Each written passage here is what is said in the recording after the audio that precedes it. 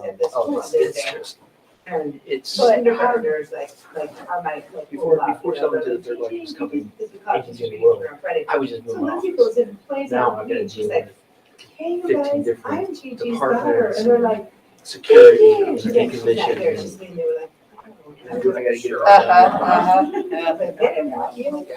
I got to be Sometimes. Noah's special person in the second grade today. Oh, We raised up the energy in that room just oh, so. yeah. Yeah. We had ours last week. The substitute was a little like, I was like, you have open for your kindergarten. Oh, I'm a receptive of it. We can start the work That's it. session. Cheers.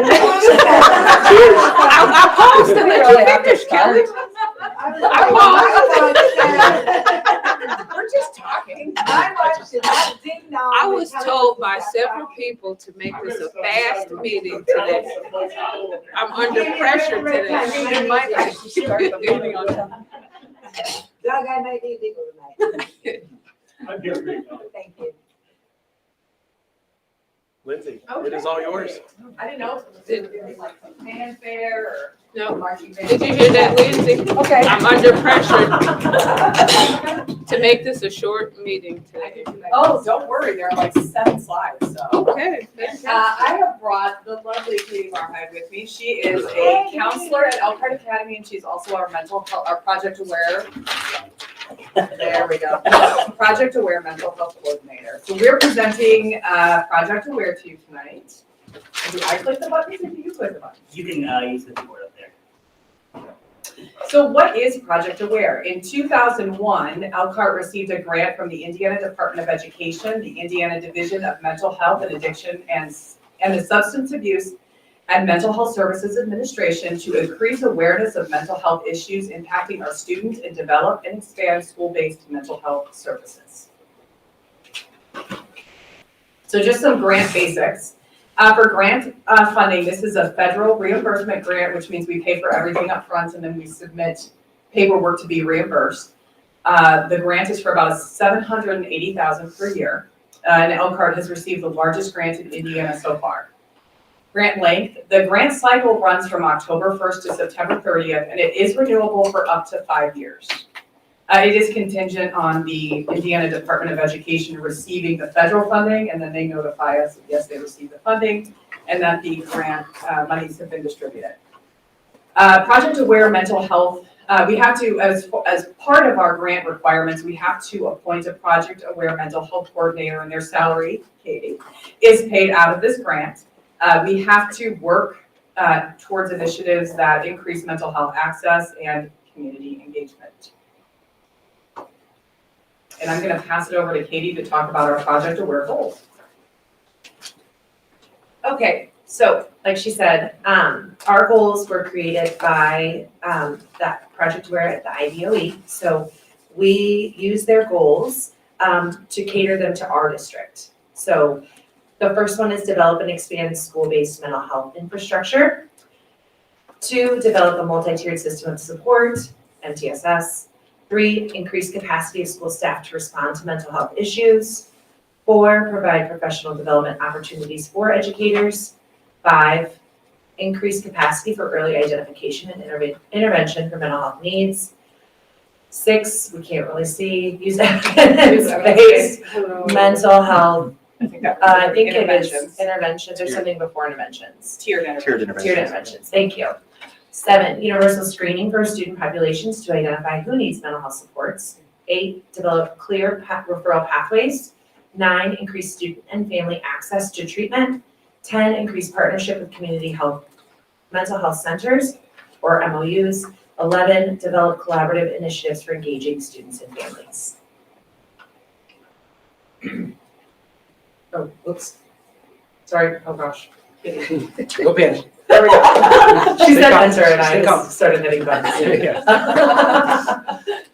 So this is kind of how we've taken some of their goals through the Project Aware federal grant goals and then kind of made them, adapted them to our district. So the school-based mental health, we have a partnership with Crosswinds Counseling, and we provide school-based therapy at Elkhart High School, freshman division, Elkhart Academy, Westside Middle School, and Northside Middle School. That is from 2 different therapists. MTSS, we have MTSS coordinators, teams in every building. The increased capacity, so youth mental health first aid. We are hoping to train all of our security, paraprofessionals and bus drivers. We have trained security last June. We did a training for them. And we're hoping to, if there's any new security members, all paraprofessionals and bus drivers to be trained in youth mental health first aid. Could you explain for them what that is? Oh, yes, yeah, youth mental health first aid is, it's a day training, so it's about 6 hours, to help people recognize when adults, there's youth and then there's adult. And so the youth mental health first aid is basically teaching folks or people how to recognize when a teen or child is in distress, and then the steps to take if the child is in distress. So that's basically what youth mental health first aid. The training can be done online, in person, or a blended version. And we have 3 trainers, so Project Aware has paid for us to have in-house trainers. So myself, Jamie Bontrager, and Tina Miller are all youth mental health first aid trainers, and we can train our own staff here now instead of outsourcing. Professional development, some of the professional development we have done or are going to do is zones of regulation, which is in conjunction with the regulation rooms that I'll talk about in a minute, the youth mental health first aid, QPR, which is the suicide prevention, and then PlayWorks. The tiered intervention, Obeas bully prevention program is our tier 1 SEL, other tier 1 SEL programs in some of our other buildings in addition to Obeas, and then our regulation rooms, which the first one that we have up and running that's been fully functioning this year is Beardsley Elementary. They all went through zones of regulation training in August, and they've been running the regulation room the entire school year. And then we hope to have more starting second semester, both at the elementary, middle, and high school. Can you explain? Yes, so regulation rooms are based, yes. So basically it's regulation. So it's a space, a safe space for students to regulate themselves. So we give them the tools in the room. There's different corners. So the best one that we saw, we went on a trip for Project Aware down to Sheridan. And in their room, they had 5 different stations for students who are becoming dysregulated in class, unable to sit, unable to listen. Instead of calling the principal or sending them to the office because they were in trouble, it was a time and space to give them to be able to regulate themselves so that they could begin learning again. The average time for a student to regulate themselves in one of these rooms is anywhere from 7 to 12 minutes. The different stations are, there is a little exercise station, so sometimes they have a work bike, or a little, Grizzly has a little trampoline that the kids love. So if they need to just burn some energy really quickly to be able to bring themselves back regulated, there's that station. They have like a coloring and art station, a sensory station with kinetic sand, and some fidget toys. There is a complete quiet room where there's a sound machine, like dim lights, they have these covered with, just to bring down the lighting in the room a little bit. And it's just, and some soft seating for the kids. They have a ton of books for the children to be able to look at. So what the kids do in the regulation rooms, now this is how Beardsley is functioning, is that either a staff member walks the child to the room, and then there's a staff member there with them. They log when the child walks in.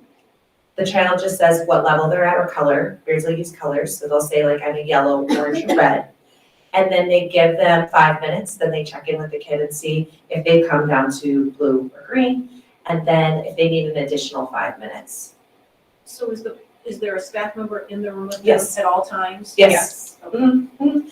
Sometimes that varies who the staff member is, but Brooke Murray, the social worker, is there. They also have a parent liaison, and then Todd Kelly is there 2 days a week. So he's helping man the regulation room on 2 days, and then Brooke is there all of the time. And sometimes she has to put out fires for kids that just aren't able to regulate themselves, but that's the regulation room at Beardsley. And I'm just gonna jump in and Very say. fine, go ahead. So the purpose of these rooms is not to give kids an escape from their education, like they cannot use it to go and just hang out all day. It is a timed space, and it's really meant for kids that aren't being insubordinate, or it's not like an intervention for behavior. It really is, I can tell right now that I am struggling to learn because I need to move, or I didn't eat breakfast this morning. So it's for students to self-identify when they need to walk through the room, and they go and they spend a very limited amount of time there. They check in with the staff member and then they go back to class. So this would be prior to subordination or acting out? Yeah, so this is not an alternative to discipline. This is helping students self-identify when they need to use some regulation tools, with the goal being eventually they can use them in the classroom or use their own internalized control systems to manage their behavior within the classroom, so they don't have to use this room, or their behavior doesn't escalate to the point where it's insubordination, or they're running out of the classroom, or it becomes a discipline issue. Beardsley spent a lot of time in the classrooms talking to the kids about how to use the space. They talked to the staff about how to use the space and when to use the space, and the terminology to use, so that it was across the board. They have some really great data out of that so far, and I think that overall as a school, it's been a really positive thing for them, for kids to be able to have some self-awareness and say, like, I just need a minute. And so then they let their teacher know, the teacher lets the appropriate staff member know, the kids take however long that they may need, up to 10 minutes, and then they're able to go back to class and start learning. If they need more than 10 minutes, Brooke will step in and talk to the students then as the social worker. It's really meant to be a way to increase the instructional time. Yes. And to minimize disruptions to the learning environment. Is the room ever suggested rather than the child being self-aware? I think originally, so when we went to the trainings and learned about these rooms, originally the intent was to be for students to self-identify. It's not something that they're sent to. However, if it's a part of the student's vocabulary and it's a part of the process that they use, then the teacher can say, you know, do you think you need to go to the regulation room right now? But it's never, we don't ever want it to be punitive. Yeah. Because then they won't use it, or they'll see it as a way to get out of work. And so they'll engage in those misbehaviors that will get them access to that room.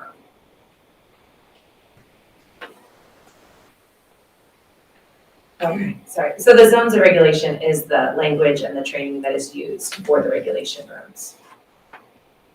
Okay, early identification and intervention. So we have sources of strength. At the middle schools, universal screening is the Panorama survey and the Olvea survey. Both of them have been done this year.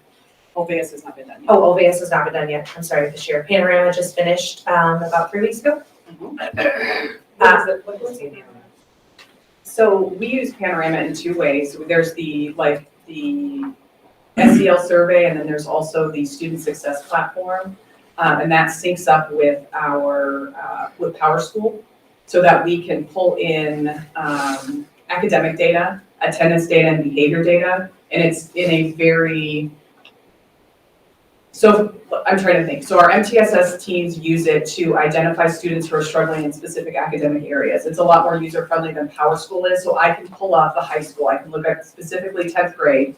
I can pull up data that shows me that I can pull up every student that is failing English in 10th grade. And it will give me a list of all these students. And then you can assign case managers to follow up with them. You can look for patterns like, is there a particular teacher? Do these students share a particular teacher? Time of day. Time of day, is it like all of these students have an 8 a.m. math class or whatever it happens to be. So you can look for those patterns to help with increasing instructional outcomes. When we have a school as large as like our high school where we have 2,600 students, it's very hard to effectively determine who needs supports. We just don't have enough staff members to monitor kids like this. This allows us to narrow down using fields specifically that we determine. So it could be students who are failing math and English and have only attended school for 80% of the year.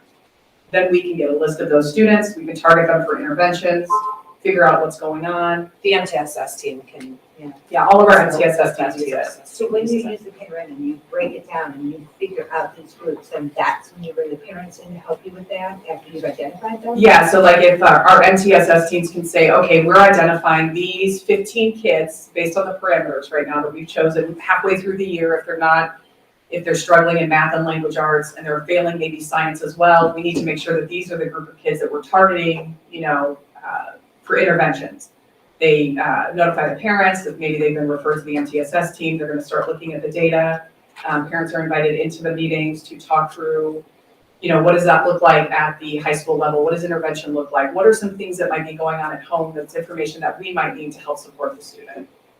Can it be used the other way? For the kids that are really excelling, so they can look at the data and say, what are these Yes. kids doing? What are the home? Is it being used for that? I would say right now, we're using it as a fire retardant. I don't know how else to say that. We have kids that are really struggling, and so right now, what we're doing is identifying the kids that need help right now. I would love to see our MTSS teams use it to identify what's working. Right. What student populations are doing really well, and what is the pattern across that? Is it a particular time of day that they have a class? Is it a particular teacher? Is it, what are the patterns? I mean, it's an excellent system, and I'm happy to come back to the board and do like a panorama walkthrough.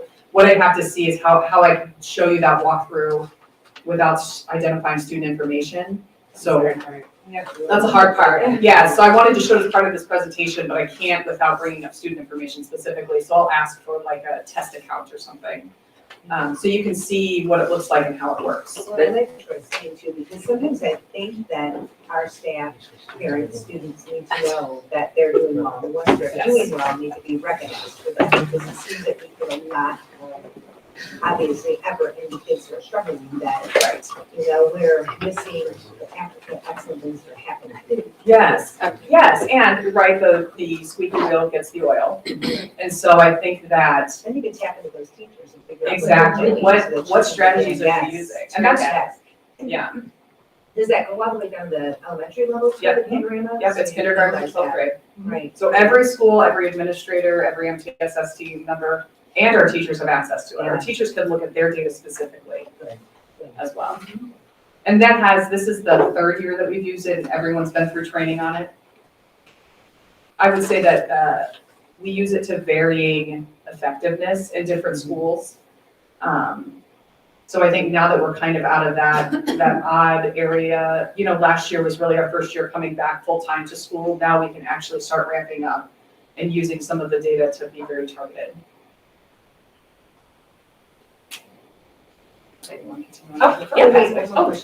What will the Olveus. So the Olveus Bully Prevention Survey is a survey we give once a year to Right, I know students. that, but what are you waiting at? Are you waiting for everybody to be trained on it before? No, we talked at the principals meeting about the best time to give it, and we really determined that because, we're gonna go through staff training this fall, spring, with full implementation this fall with the program in the buildings. And that's where they're using it within the classroom. So we determined that the May is a good time to give it because we'll have good buy-in from students. There's a gap in the testing window, so there's no finals, there's no, you know what I mean? There's just this gap. And as far as the timing goes, it would give us a full year of implementation before we get the survey again, because you give it the same time every year. So it would give us another full year to determine what data are we seeing. Yep. We were also thinking that in the feasibility surveys that are going out, there are questions about student safety and bullying and things like that. So that'll give us a gauge of some stuff here in the middle of the year, and then this would be towards the end, so. One of the key components to Project Aware is making third-party referrals when needed, so referral pathways, so referral processes to help access mental health resources in our community. We are looking at different ways to do that best. Student family access, so increased access through our community health providers, and our parent survey. So PIRE, which is one of our partners on our next slide, we do have a parent survey solely based around Project Aware that we will be giving here soon, I think, right? Yeah, we're just waiting for them to translate it. Yes. Spanish. So we're waiting for the Spanish version. Okay, then partnerships, right now, currently, we're working with Crosswinds Oakland, Beacon, School Care Team, and Clemson University. That's Olveus. Oh, okay, yeah, we're working with Clemson. So when you talk about, you're using, Crosswinds is the counseling service, it's going over, how many counselors do they actually provide to us?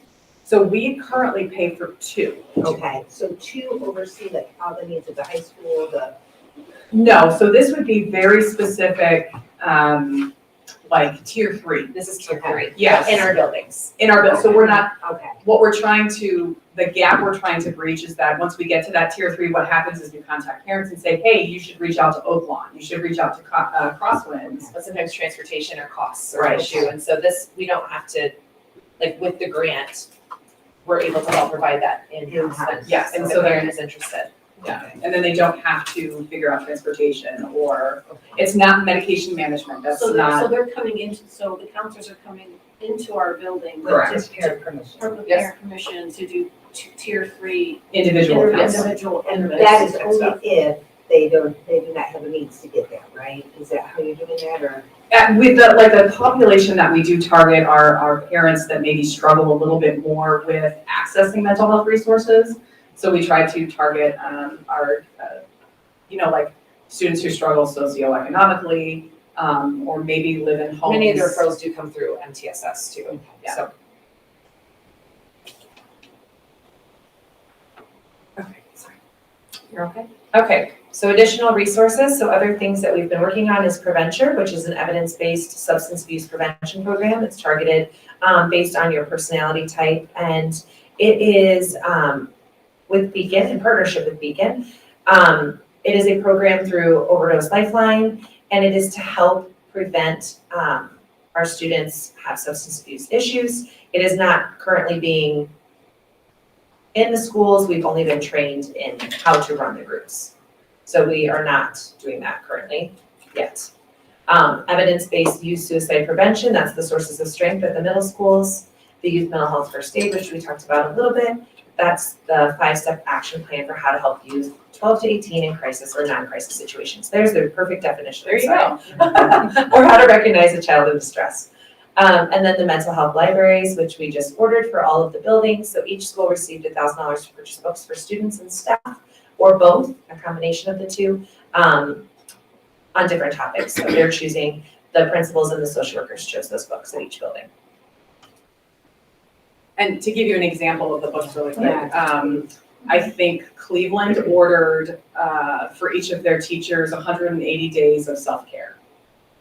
Or something like, you know what I mean? It's kind of an example of what they use those funds for. So Project Aware Partners, because this is a federal grant, this is probably the most heavily monitored federal grant I've ever worked on as far as how often we have to check in. They give us what our goals are, and then we talk about our very specific steps that we're going to meet those goals that they've given us. So in Indiana, we partner with the Department of Education and the Department of Mental Health and Addiction. They meet with our Project Aware Mental Health Coordinator, Katie, monthly. We have to submit data to them monthly. And then we have a yearly get-together where we talk about how we're doing on our goals, where we need assistance. They're constantly reaching out to us to provide us with resources and information. And then we also work with PIRE through this, because it's a federal grant, through the Substance Abuse and Mental Health Administration Agency. There are very stringent data collection requirements. This is non-identifiable student data. So this is just basic, sharing numbers, basic sharing numbers. How many of our students were accessing in school-based mental health services from a third-party provider, which would be Crosswinds. And then we have to report, this is how many students we referred, this is how many students we got approval for that could access those services. So the Pacific Institute for Research and Evaluation is the partner that we work with. Data collection. And To then help us with data collection. Yes. And then they're going to be conducting an environmental scan of our community. And basically what that is they're going to reach out to and research all of our mental health providers in Elkhart County. And then they will provide us with a list of how many providers we have, who is taking new patients, how many are trained to work with youth, age, Do they accept Medicaid? 5 to 8. Yeah, do they accept Medicaid? I mean, we will get a full comprehensive resource list from PIRE.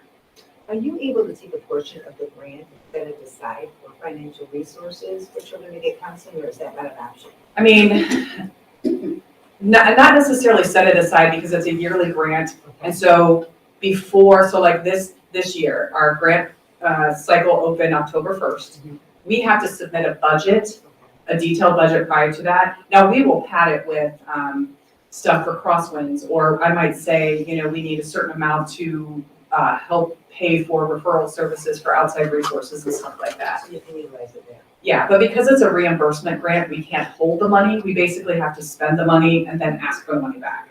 Yes.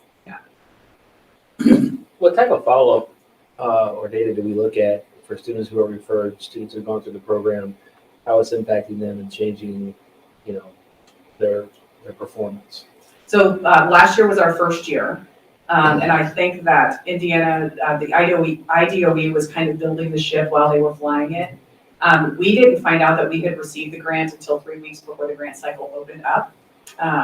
They had initially told us, yeah, that we didn't receive it. Panic Right. moment. And then it was a full-on panic moment because we hadn't been prepared because they had originally told us that we didn't get the grant. And that was way back in May of 2021. So then 3 weeks before the grant cycle opens, we had to submit a budget. So in saying that, this is really the first year where we've been prepared with the grants. We're hoping to have some actionable data to look at to see where are our gaps. Are we really making a dent? Are we really making a difference? You know, what is the level of our community support system? Do we have enough providers in the community to, and the answer, yeah, you're shaking your head, the answer is kind of no, because everybody's inundated. Well, and even addiction specialists, I mean, Oh, yeah. I mean, with Dr. Davis retiring, that took a whole spectrum out, and that's what I was thinking about with prevention, like even for next year, can you think about quarterly assemblies that are age, you know, specific to Right. talking about topics like catching the elementary kids prior to selling Xanax bars at junior high and then just put them in, Right. you know, talking about vaping, I mean, can you get that into the grant and kind of look at what we can do quarterly to really, you know, tap into, I mean, now we have Yeah. fentanyl issues and Yes. kids selling that in the schools and. Yes, and there are actually to- a ton of free resources Yeah, out there, yeah. so I know, oh my gosh, I can't remember, is it Beacon, is Preventure free? Preventure is free for us, correct? Prevention was Overdose Lifeline provided the training to our staff for Right. free. So Beacon had let us know of the opportunity because they had they had done it before in Plymouth, but it was used more as a disciplinary action, so it wasn't like a small group setting. So it is a small group based on 4 different personality types. We have trained all social workers at the freshman division, Elkhart Academy, and Elkhart High School. And then we had some additional social workers that were trained, and then Angie Locke from Oaklawn, and then 2 staff members from Beacon. So the idea would be that we would administer a personality survey. If they hit the markers for the potential of having, what's the word I'm looking for? Heightened- Using. like for Yeah, using, addiction, yes, for addiction, yes. Then they would be invited to be part of this small group. And so then they've given us all the materials for free, we have everything. It's gonna be logistics, like about the survey and when we would do the small groups. When you do that, is that, like, are parents aware that this? Oh, absolutely, yes, yes, Because, yes. I mean, it's Oh, obviously a yes. family disease, so. Yes, And when they yes. were using it in Plymouth, was it tied into behavioral center, and that's why it was used? No, they were using it as like when kids were caught vaping, Okay. they were sending them to this group, and this group is supposed to be a voluntary, like, Okay. you know. Right, and it's small meant to group. prevent them, not And they're train there, after the day. yes, and they're there based on personality markers, Yeah. not any action of their own. It's just based on certain You know, personality I'm just markers. thinking like with the different assemblies of Marcos West, but Yes. there's, you know, even the prisoners from Jackson, prison, Michigan, Yeah, they absolutely. like being in a coalition about how like the simple use of drug addiction. Yes, like, that falls that's under this here. umbrella. Yes, and that's we've good. actually talked about 525 Yeah, Foundation. yeah, Yeah, bringing her Yeah, in. no, I think that's good, I think Yeah. it's good, I mean, Becky is great, but at this point too, like looking beyond Becky too, because, you know, there's a lot of drug use that has come up after the boys passed away that we need to be talking about. Yes, Yeah. yes, Yeah. 100%. Yeah. And one of the things that we also are trying to do every year as we work on this grant is how do we make this sustainable once the money goes away? Right on. You know, how do we continue these practices? That's why we're working so hard to train people in-house, but not to make it just 1 or 2 people that hold the knowledge.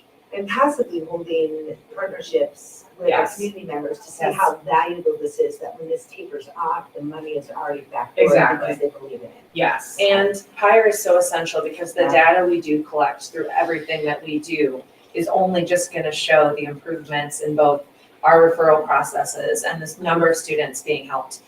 So that, you know, over the 5 years, being able to look at that data is gonna be really great. Well, and two, like, I know we're trying to rush you guys, but before I talked about, social economics, to pretend that addiction happens in a low-income house is so far removed that we need to be focusing on the Yes. kids that are in situations where they have access to drugs that are Yes. much more volatile because of their financial blessings. Yes. And if we don't start acknowledging that and catching those kids at a young age, they, They struggle. they struggle, and when the family is in denial because they don't want to believe it can happen to their family in their perfect culture, we've got a real problem on our hands. Yes. So I get testing, a little bit nervous when we talk about, social economic barriers, and addiction, because addiction is straight across the It board. is. And we're missing, some of our extremely highly academic children are users. I mean, they are, and that's how they maintain, that's how Well, they're that able is, to, and when yeah. we're so focused on mental well-being at a lower social level, Right. we are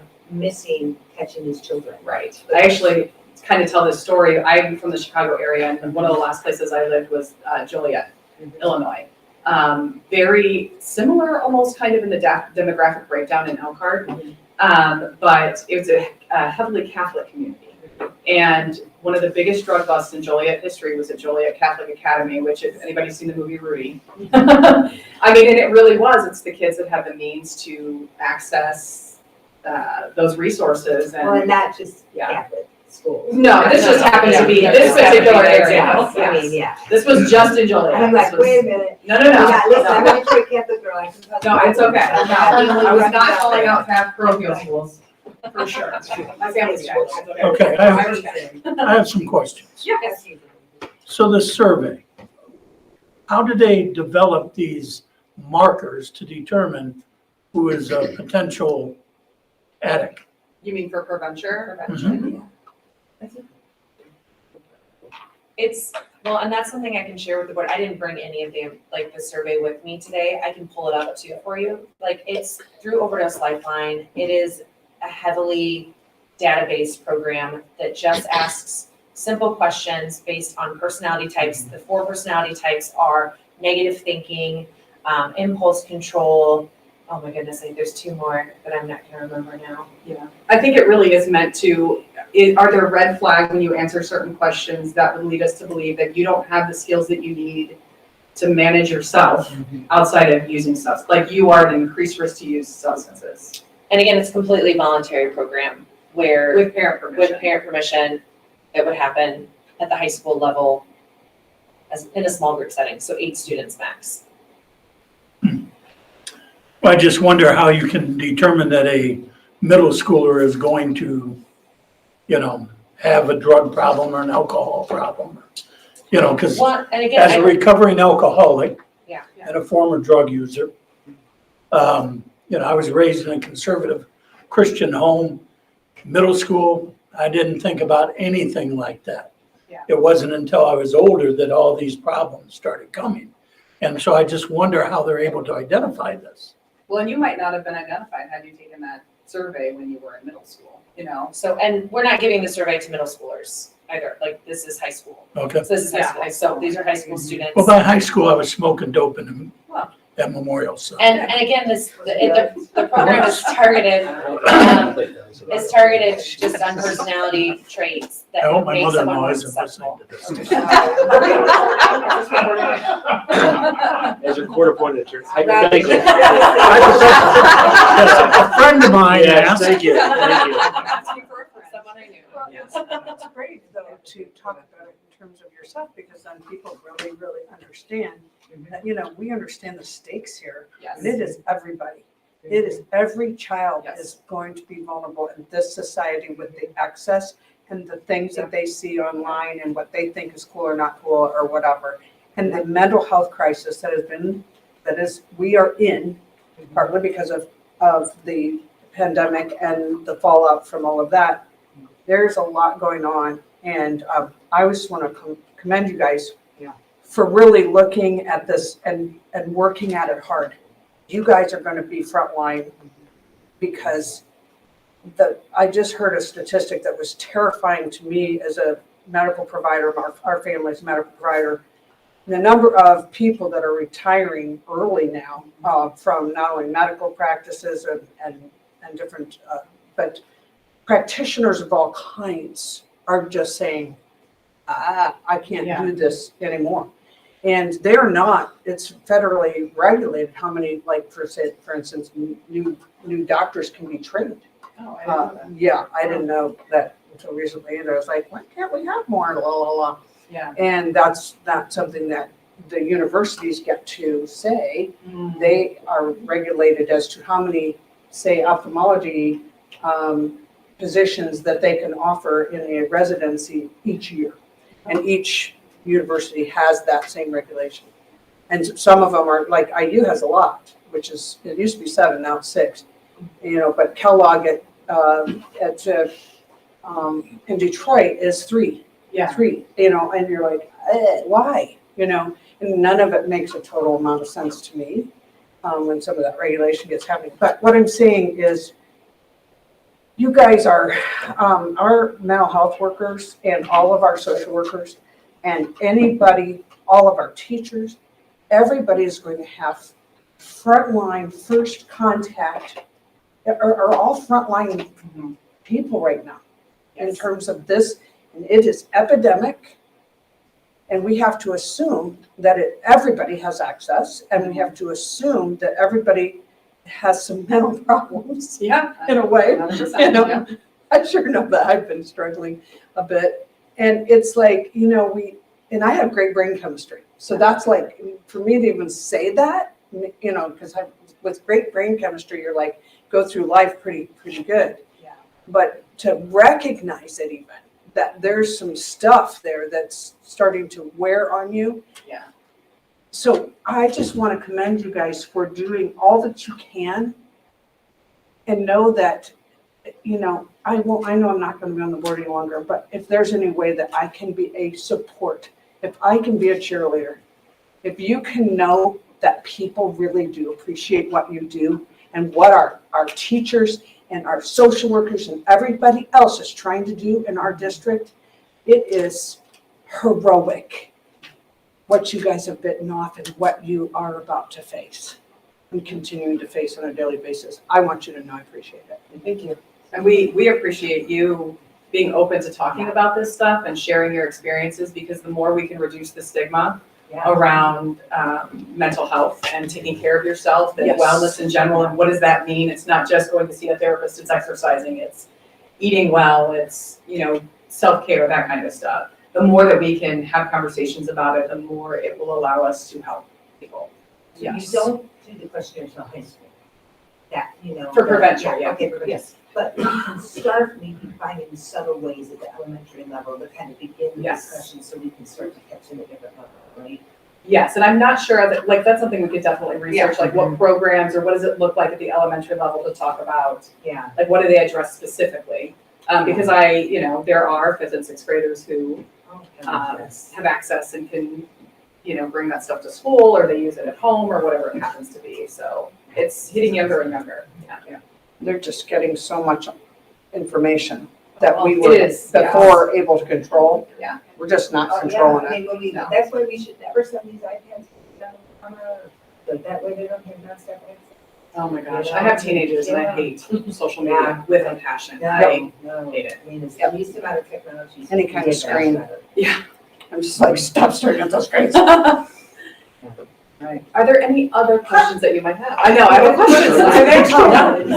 No, you guys just keep on keeping on, and Thank you. I just love that you're working with people that appear to have great data, great resourcing. I really want to see us really partnering with, if this program is really good with Beacon, let's get it done. Yeah. Let's not wait, you know? Yeah. They're a great community partner. Yeah, This every covering little thing we can do. Yes, Our kids' futures truly depend they really do. on everything that we're trying to do here. Yes. That's frontline. Just Yes. consider yourselves frontline. Yeah, I mean, and our teachers too, equipping them with the resources they need to handle the stuff in the classroom. Look away from me. I was dragging her over there. No, no, you do also, and what you're doing with our kids in academy, and, you know, I've sat in and done some drumming with, and it has been really, really an eye-opening experience for me, you know, when I said, I gotta go figure out what is going on with my kids that, you know, when I'm drumming with them, I go sit in the classroom, and I'm like, You know, like, wow, You're welcome to come okay. drum Yeah. anytime at the academy. We'd love to have you. Yeah, it's an amazing experience. It is, and it's a research-based Yeah. way to Yeah. regulate. Yeah, thank you so much for what you do. Any other questions? Are we good? Thank you. That was Thank you a so great much. Thank you so much for your time. Yeah. Thank you. Yeah, thank you. Oh, yeah, yeah. Yay. All right, and I'm hitting the wrong buttons, so. Maybe do you have Well, something? we did not have anything else for the work session, but in the interest of time, if Mindy would want to talk about the first portion of the instructional report, then we could do the science and curriculum part during the board meeting, but we could do that and then that would help shorten the time. Wonderful for you to be flexible, thank you. I went to the eye doctor this morning because I now have to have my reading glasses all the time. Poor Mindy. So whenever I get up to present to you, I feel like I'm always doing this. So hopefully that's going to be corrected after I have my appointment today. So bear with me. I'm going to try to get the lenses where you can see, I think it's multifocal lenses where you can see both. So we'll see what happens. I'm afraid that my Okay, so I would like to bring you up to date on work that is being done with our district guiding coalition around our middle of the year assessments. So it is time for the status assessment. And we've had lots and lots of teacher feedback, lots of administrator feedback. It occurred to me that this window that opens on December the 5th, this is the 5th time that we will give this assessment. So we gave it 3 times last year, beginning, middle, and end, and this year we gave it in the fall. So this will be our 5th time of giving status, and we've learned a lot with each time that we administer the test. So several revisions were made this time around based on feedback from teachers and principals, as I said. And the revisions were put in front of our content specialists as well as our EL teachers, our district guiding coalition, and today I had a meeting with our principals and our test coordinators. So I want to start by going through this document, or these documents. I'm not going to go through every single one, but I just want to preview for you, and they're linked into the instructional report, so if you want to go in later and take a look, you can. I'm just going to pull up kindergarten as an example. So on the left side of the document, you will see the identified essential standards. So these are the essential standards that we identified as a district. And on the right side, you will see the question in SAVIS that corresponds with that particular standard. So last year when we gave the assessment, there was no customization. We just gave the assessment as it was provided through our reading program. It was a new assessment. We wanted to do that test run and collect some data and get the information that way. So some of the feedback was, well, on some of the standards, there was only one question. So how can you really collect data? You only have one question. That, that's a toss-up. So at the beginning of the year, this year, when it was customized, there were 3 questions selected per standard. And some of the standards, especially when you get into the upper grades, have long reading passages. And so then the feedback was, whoa, this is really hard. There's a lot of reading on this assessment. So how do we get to that sweet spot where it's not too short, we're getting the data that we need, but yet it's not too long, and we're providing, we're giving test fatigue. So this time around, we're going to try 2 questions for each standard. There are some exceptions depending on, I'll go through what the standard is. So SAVIS is written in Common Core standards. So when you correlate that over to Indiana standards, they're very similar. I mean, there's wording changes, but the standards are very similar. In Common Core, the standards are broken down into smaller learning targets, where the Indiana academic standard is like the whole standard all in one. So if you see, like in this example here, recognizing the long and short sounds for the 5 major vowels, when SAVIS breaks that down, there are questions to measure long sounds, and then there are questions to measure short sounds.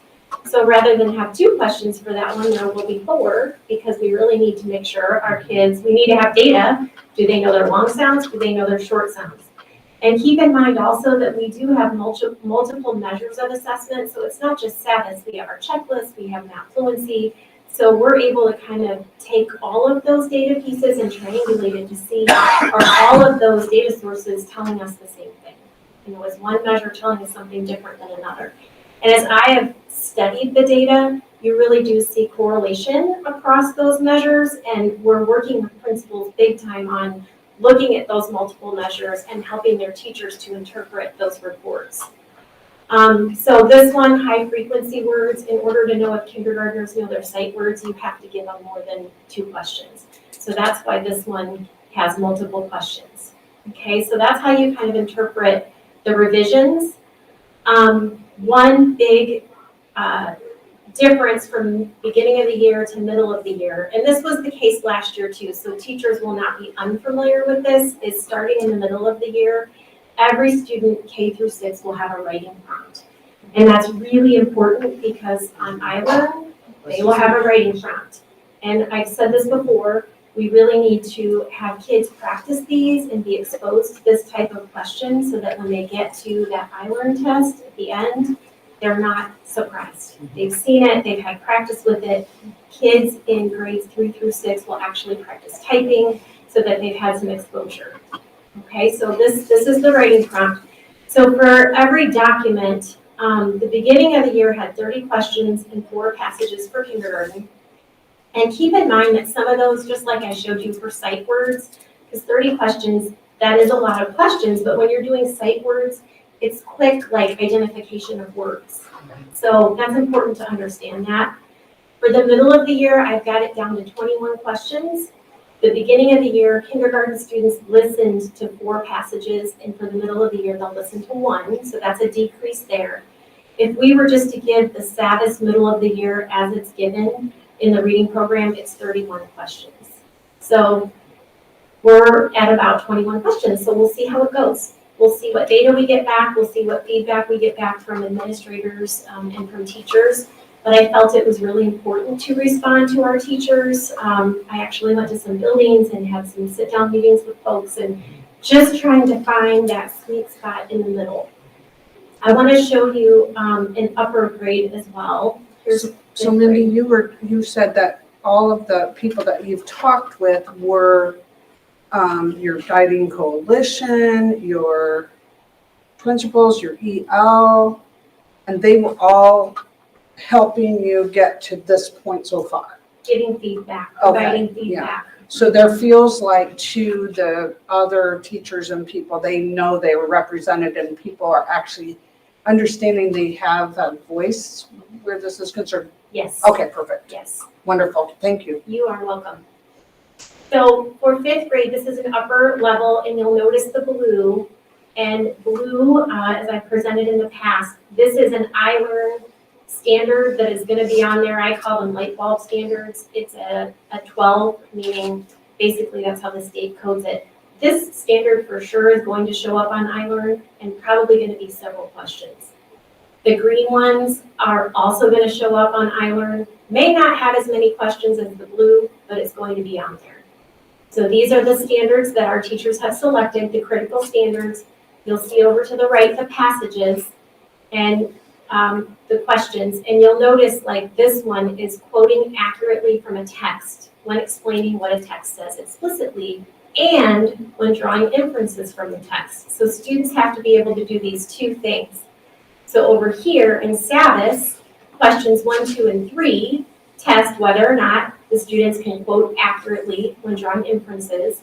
Questions 4, 5, and 6 quote accurately when explaining what the text says explicitly. So it just breaks those skills down. Another feedback or update to the assessment is in the fall assessment, the students may have had the same passage, but like they may have read, cats are the best pets. Then they may have had highlighting nature through art, and then a few questions down back to cats are the best pets. So this time I went in and I was able to figure out how to rearrange those passages so they're going to get the same story and there won't be any skipping around. That was a big concern from teachers, so that was all fixed there. So if you go down here, here's a 5th grade writing passage on the benefits of nature. So students will read 3 sources on nature, the benefits of nature, the dangers of nature, learning from nature. If you were to set this right next to an iLearn prompt, they look very, very, very similar. And then students have to write an opinion essay about whether people should explore nature or stay away from nature. Use information from the passages in your essay. And so then they will complete their essay. So changes on this one, on the beginning of the year, there were 31 questions with 13 passages. Middle of the year, we have it down to 23, so a reduction of 8. 9 passages, not including those 3 I just referred to in the writing. But if we were to do the one out of the reading program, 46 questions. So there's quite a difference there as well. So those are all of the revisions. They were provided to all of the principals today to review with their staff. I'm hoping that we'll get some better feedback. Yeah. All right, let me click back to, whoops, Puzzle out, sorry. That's okay. A little bit too much. okay. The testing window will close December the 16th. With the help of the tech coaches, I was able to create a training video for the administrators and the test coordinators. It is so important, and I emphasize this today in our meeting, that so much of the frustration is sometimes when people they are not following the directions. And I know people are in a hurry and they just want to get it done, and I understand that because time is of the essence, but it's super important to follow the directions because so much of the frustration can be eliminated by that. Teachers can control their own test schedule, and I said that more than once in the video, that if I wanted to decide as a kindergarten teacher, I'm only going to test my kids 30 minutes, that's it, on a day. So we're going to start, I'm going to do 30 minutes, and at 30 minutes, we're stopping. The students can exit out of the test, and it will save all of their responses up to that point. And then the next day, they just log back in, and they can pick up right where they left off.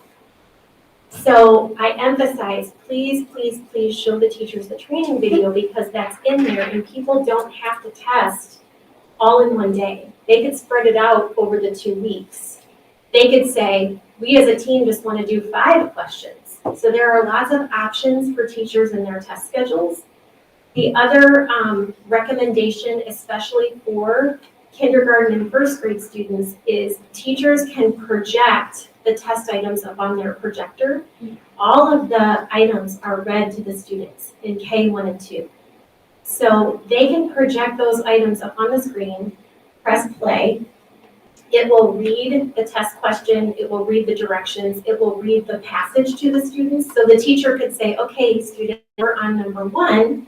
I'm going to go ahead and I'm going to play number 1. Okay, now I want you all to answer number 1. So it's a way to better control the test environment for the littles, as opposed to a lot of the feedback is they're on iPads and they don't know how to log in and they're just pressing buttons, and of course they are, they're kindergartners, right? So it is a way that they can better control that test environment. So I emphasize today to principals, please show the video to your teachers. I also put together a handbook that has this all in writing. Get back to the folder here. So we have an assessment guide that has all of this in writing. So teachers have it here in the written guide, all of the instructions, and then also they have it in the video. What's your follow-through to make sure that the administration at every building has shown their staff and you know that the staff knows that they have access to everything? Yeah, they're gonna do a mandatory meeting for me and everybody's gonna sign in. Okay. I told them today, it's just I just need to make sure that this is communicated. And so then this, I wanted to get everything out to them this week so that next week, when they come back from the holiday, next week they'll do their meeting, and then I'll collect these sheets to make sure, and I'll be calling people, I don't have your sheet, I need to know you had shared the video. So I'll make phone calls, hopefully I won't have to make any phone calls, but I will, and then, that's how we'll track it that way.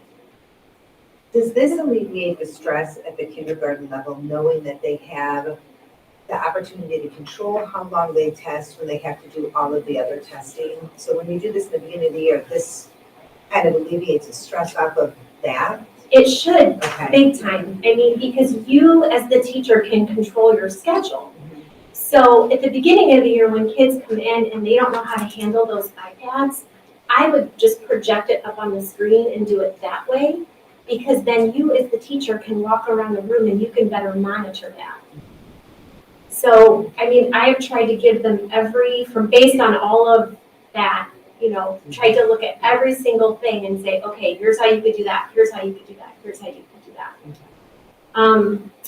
The more prepared we can be on the front end, the better off that testing will go in the classrooms. Part of the frustration for the older students was they didn't, even though it was in the information, I don't think that they realized that kids could exit out and they can take breaks, they can come back the next day. If you have a student that leaves for an appointment, if a student clicks submit test, which is probably 90% of the emails that I get, if they click submit test, they're done, and there's no way to go back in. So the teacher then would have to reassign the test in order for that student to retake it. And so then you can only imagine how frustrating that is for a student who maybe did the first 15 questions and then they, hit submit and then they can't finish it. So that is very much explained in the video. Is there anything that gives them a warning, like if I submit to say, if you submit that you can't go back in, if you hit? I'm pretty sure, I'll double check that, but I'm pretty sure it brings up a box that says once you hit submit. I think it does, yeah, I think it does. Yeah, the only place where it will not save, and this was expressed over and over again in the video, is with their writing. So if they type in there and they exit out, it won't save that. So the recommendation was do all of the multiple choice items first. Do the writing on a completely separate day in one sitting, and then have your kids submit it. So good, thank you. Yeah. So fingers crossed, we'll see how it goes. I'm looking forward to getting the data to see, what the data looks like from beginning to middle of the year. So once that data comes in, teachers do have to go in and grade the writing prompts, and then there's a rubric in Savvis that they go and they click and it will put the score in there. So all of that will be done before Christmas break, and then I will get all of that data together for you and bring it back after the first of the year so we can look at middle of the year data. Okay? Are there any other questions? Okay, thank you. Thanks for all that hard work. You're welcome. And then just very quickly, item B, under the first portion of the outline there, the graduates preparing to succeed GPS dashboard is still under embargo. So my plan would be to share that with you December 13th. Because what I'd like to do is put it up on the screen and walk you through and let you see what things are and what the indicators are and all of that. And I have some documentation to share with you. But that has not been released yet. So I will put that on the December. And then the second part about the scientific development of the instructional report we'll save for during the board meeting itself. Okay, we have 3 minutes. Sorry, we'll take a 5.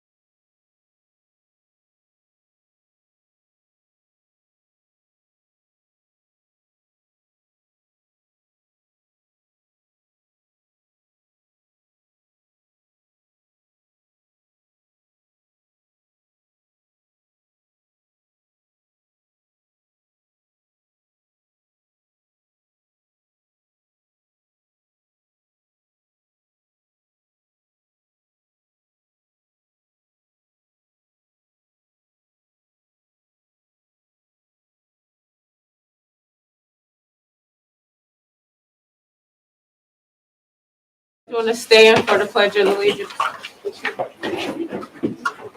I pledge allegiance to the flag of the United States of America and to the republic for which it stands, one nation, under God, indivisible, with liberty and justice for all.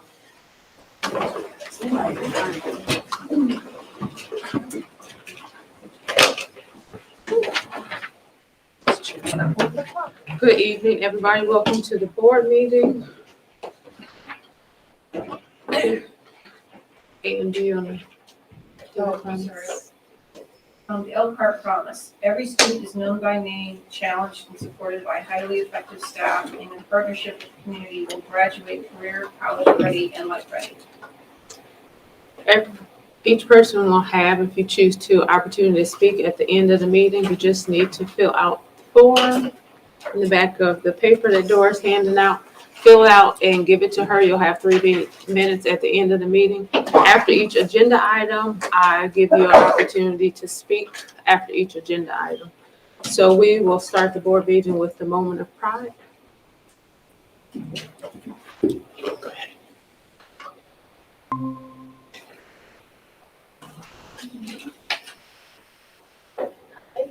Hello. Hello. My name is Dia Patel. I'm a junior at Elkhart High School. I'm also a part of Elkhart Area Career Center, where I'm part of the sports medicine program. I'm an SSAC, and I'm doing the 1 week part. First, we have is the campus cleanup, where student government cleaned up the 10 to 12 campus. We did parking lots, landscaping areas, inside athletic fenced areas, and other stuff. Next is we collected money for cancer awareness. SBU class of 2023 reps and the football team all participated in this. Parking lot fundraiser was right before one of the football games where we collected money, and then we had buckets at every school study hub and collected money there. We also collected money where people paid to wear pink accessories for football games, and we just collected just under $1,000 of donations for service of 100. Next, we have the Spell Bowl, which was held at Northside on the 14th of this month. There was 14 elementary schools involved, and NHS helped run this event. Next is the Westside Game Night, which was on the 18th of this month, where 8th graders and the staff members competed and played games where NHS also helped initiate this. Next is the food drive. SBU and JRTC held this for 2 weeks, and we collected 1,100 items of food donated to the Church of Community Services. Next is the blood drive, which was actually held today at the 10 to 12 campus, where students and staff donated blood, and we collected 76 units of blood, which could potentially save 228 lives. Next is our next food drive, which NHS and IUSP are collaborating, and EHS grad Jessica Dibley is partnering with us, and we're collecting food after Thanksgiving break for the food drive of Northern Indiana. All items will be going to other families. That's all. Thank you. Thank you. Get her busy. That's great. Next, we have our consent items. Move to approve. Second. Is there any discussion? Okay, we received $1,000 from Christine Everett for the boys track team. We received $500 to be used towards travel expenses for our boys to go back to Hot Rodders, which is coming up in a few weeks. $400 for the cosmetology department of the Career Center. It was for nail polish and nail dips for the girls to learn how to do structured nails.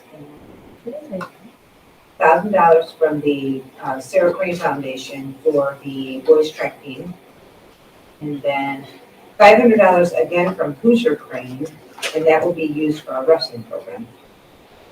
Yeah, wonderful. And a couple of great fundraisers. Thanks to everyone. Is there any other discussion? All in favor? Aye. Opposed? Motion passes. We'll have the rest of the instructional report.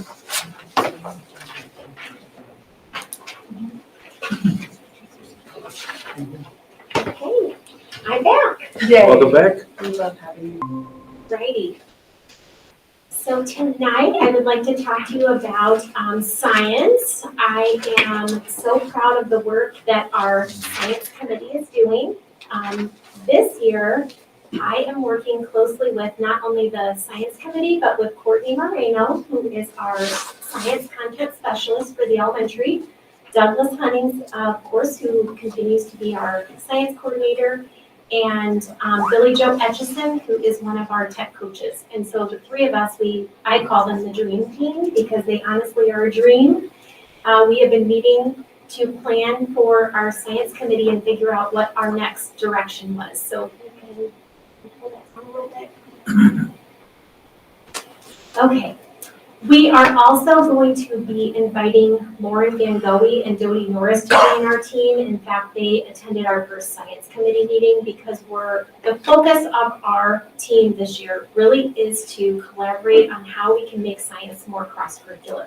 We know that time is of the essence, that teachers have limited time, so how can we help them to use our science kits, use our science materials, but see it cross-curricularly in language arts and math. And so the more experts that we have at the table to plan, the better we'll be able to accomplish this. So our science committee this year is developing units of study underneath the direction of Courtney, Douglas, and Billy Joe and myself. And Courtney has created this awesome model for developing a unit of study. So I'm gonna turn it over to her.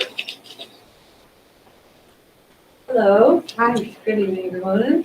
So, just kind of starting out, a unit of study, kind of explaining what it is a bundle of standards that have been grouped together based on content. And the purpose is to create a more cohesive set of lessons that focus around multiple standards rather than just one, along with to combine the many resources that teachers have available to them for teaching these science standards, combining them all into one location. So when building a science unit of study, it can kind of be broken down into two main steps. The first step is to take these standards that have been bundled together and kind of break them down into the important components teachers need in order to teach them. So some of these components include the disciplinary core ideas of the standards, which are the underlying scientific concepts that students need to understand the standards themselves. Real world examples of the concepts within the standards, essential vocabulary that students need. There's also cross-cutting concepts, which are concepts that apply to many disciplines around the world, or many disciplines in general, not just the scientific discipline. Some examples of this would be things like using patterns to understand the world around you or identifying cause and effect relationships. Another component includes identifying the scientific inquiry step that students would be expected to practice are expected to use while practicing the content within the standards. The new NGSS standards include those inquiry steps within them. So we're making sure to include that information. And then final two pieces that we're making sure to include are the content objectives and language objectives for in student-friendly I-CAN statements that can help students understand what their purpose of learning, what they're learning within the unit of study. So once all of this information has been broken down for each of the standards, the next step is to take resources. Oh, and one other thing I forgot, sorry. Something else. With this information that I listed, some of that information is directly listed within the new NGSS standards that we're going to be using. Some of it will be created through collaboration of the grade level teams within the science committee through analyzing and digging deeper into the standards themselves that are included within the unit of study. So then once all of that has been done for the standards and we've dug in and understood the standards, the next step would be to gather the resources that can be used to teach the various components included within the unit of study. We have also broken this into two kind of categories, I guess, of ready-made resources that have ready-made lessons for teachers to use from things like mystery science, which we already have as a district, using the science kits, along with other free resources teachers have available to them, such as core knowledge. So these would be the resources that already have lessons fully made and can be used by the teacher to teach the concepts and the standards.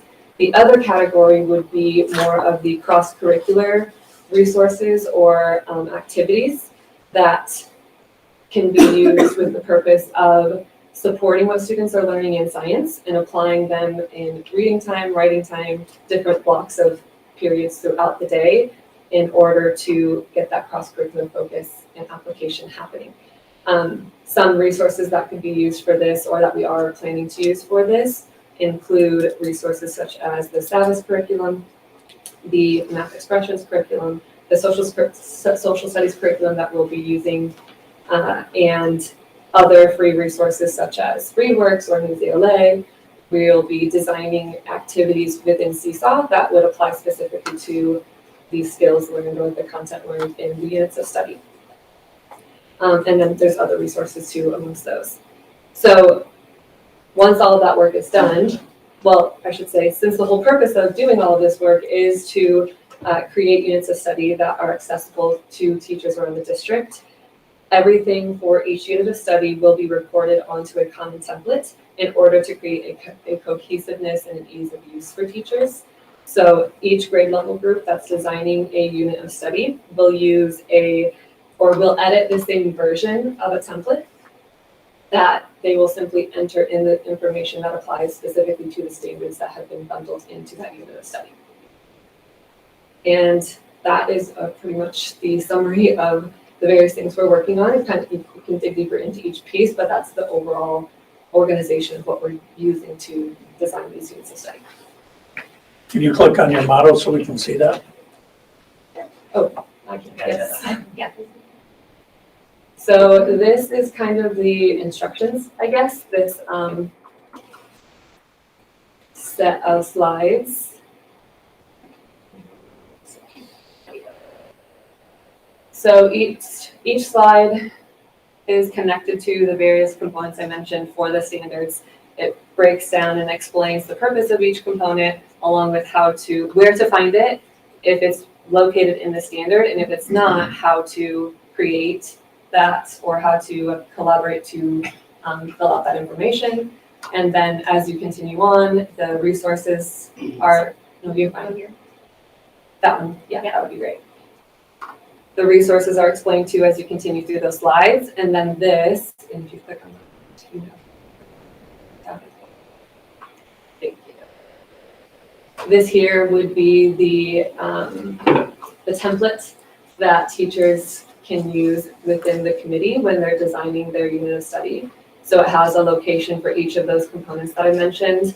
It's filled out so they literally can just type in the information over what's already filled in, and it's straightforward. And this will be the same design for every unit of study so that as teachers are able to use them, it looks the same, and what they see makes more sense as they use it more often. So you can kind of see the template has, the exact information that gets filled in there, and teachers just type over what's been typed in there. And scroll down a little bit. So you can would be all the standard information, and then all of those components that I listed go across here to be filled in. And then as you scroll over, the ready-made lessons that I was explaining, so some of the resources we have that have full lessons ready to go for teachers to use would be, they're all linked up here for ease of access for people who are working with those units of study, and then they can fill in the lessons that correlate with each standard within the unit for each of those. And then this section, the orange section, is the supporting resources or the cross-curricular activities for reading, writing, math, even other science supporting resources such as Discovery Education, which I forgot to mention, are all available to fill in for the teachers using where would they find that, what if it has a name of a unit or a week, for example, STAVIS the unit number and the week number can be included for resources related to the standard. Or if it's just a title of a ReadWorks article or a CSEL activity that's been created, all of that can be linked into those various boxes there. So that it's all together in one location. Very nice. So have you copyrighted this, or can English teachers and math teachers use it also? No, it has not been copyrighted. Oh, It's just or whatever, All yeah. teachers.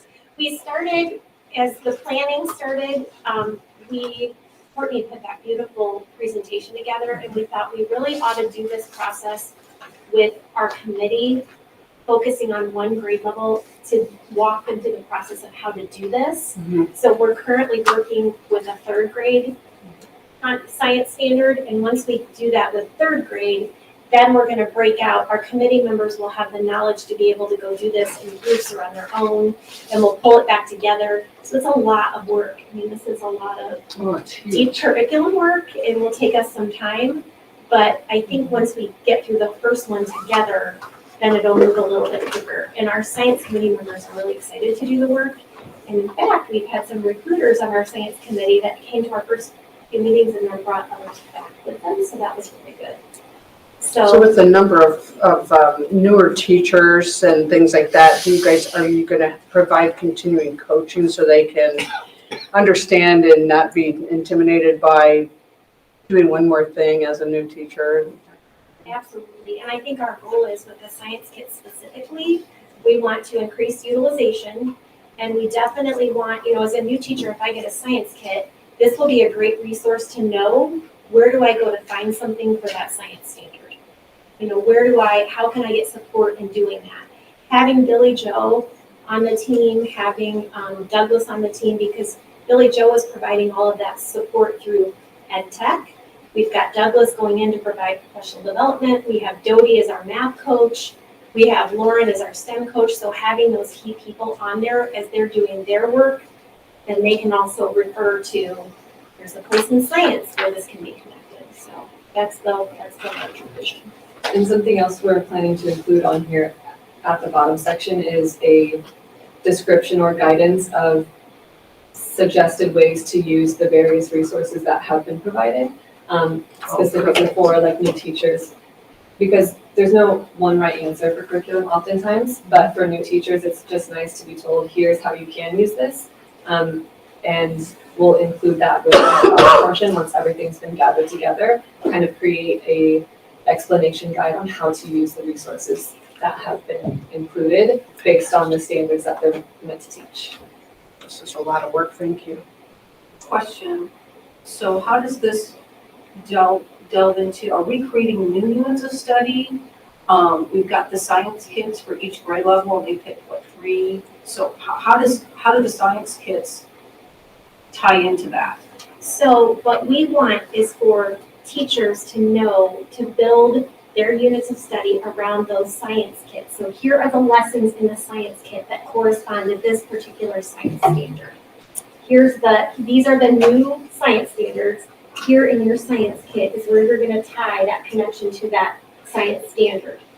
In addition to that, you've got the 3 science kits. In addition to that, you have other resources. So when we're hearing, like, I don't have enough time to do my science kit, we want you to use your science kit. We want you to be able to use that. Here is how it connects to your science standard, but also in language arts and in math, here's how you can connect it to those resources. Right, I understand that part. But I think some of my angst a little bit is like, so, we've heard from teachers that, for some teachers, the kits are overwhelming, and having to see the booklet that they have to go through for some of the experiments and stuff they're doing is very cumbersome.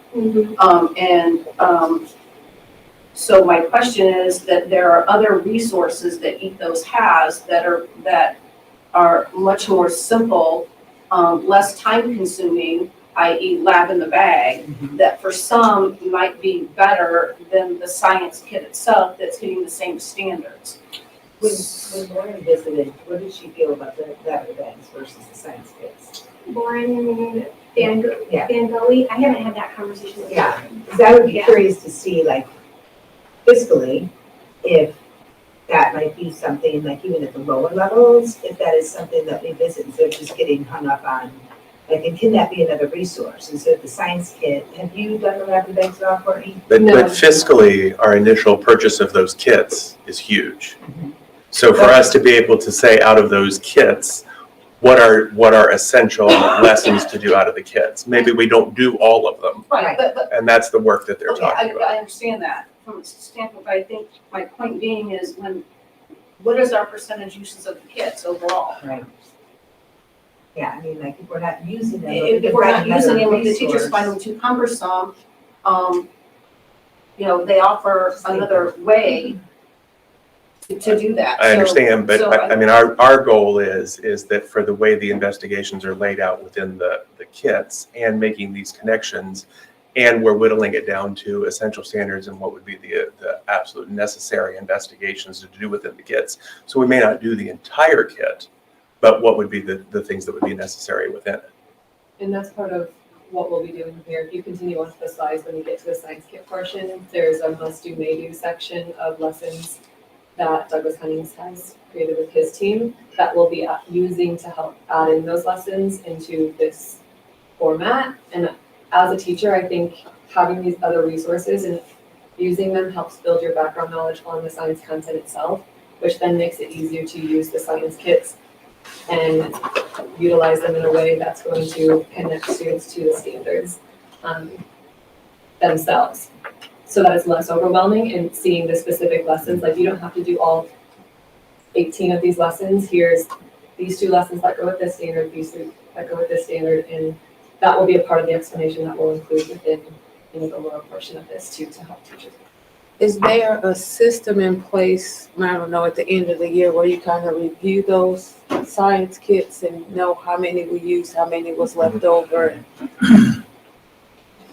Like proof that they were able, that they used it. Right. Do you have a thought We of, have a utilization report, so we can tell by school, by grade level, which teams used them, which teams didn't.